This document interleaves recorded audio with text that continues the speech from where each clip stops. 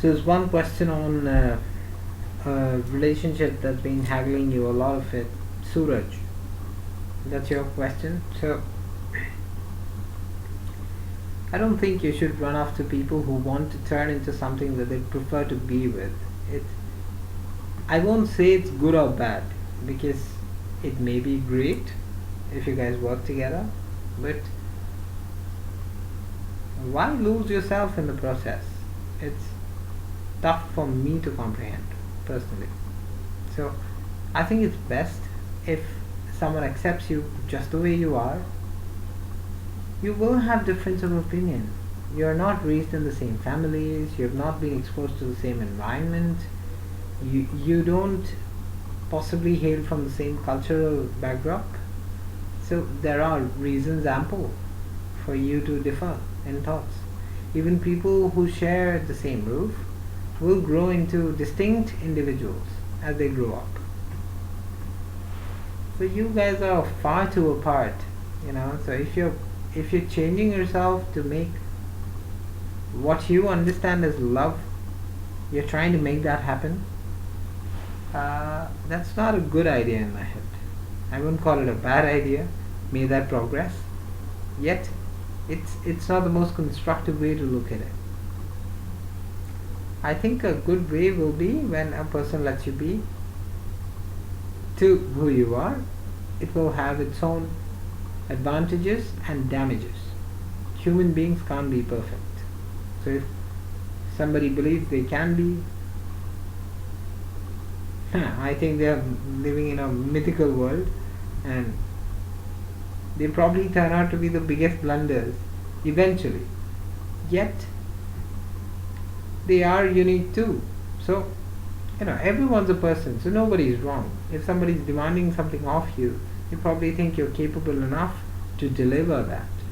So try doing it. It's not a bad idea. It's about pushing limits, reaching your edge, redefining it, and so on. But it will be great if you try and focus on what the purpose of your relationship is. If you're calling it love, it has no acquaintance with business. If you think it has, I would personally prefer not calling it love. It's got some purpose around it. Love does not have purpose. So please don't bother yourself with these thoughts. If someone thinks you don't have a great sense of humor, did someone say that to you? I mean, it's tough for me to believe. You don't understand? Yeah, that's a classic statement. See, it's not gender biased, frankly, Suraj.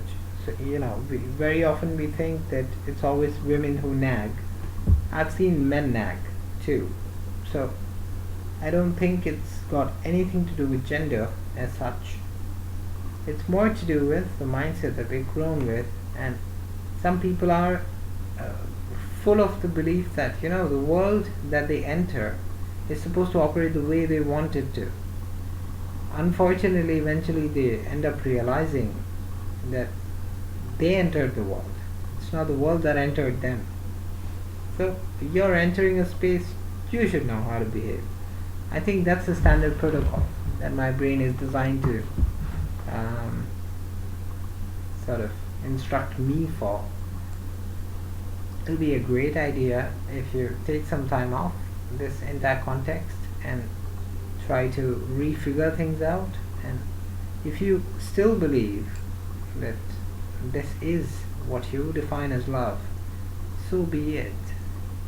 I would not contest that. All I'm saying is it's always healthier, in my opinion, to tell people exactly how you feel at the right stage and then carry on from there, instead of waiting for some day when you think you'll be more comfortable. It may not be comfortable to the other person then.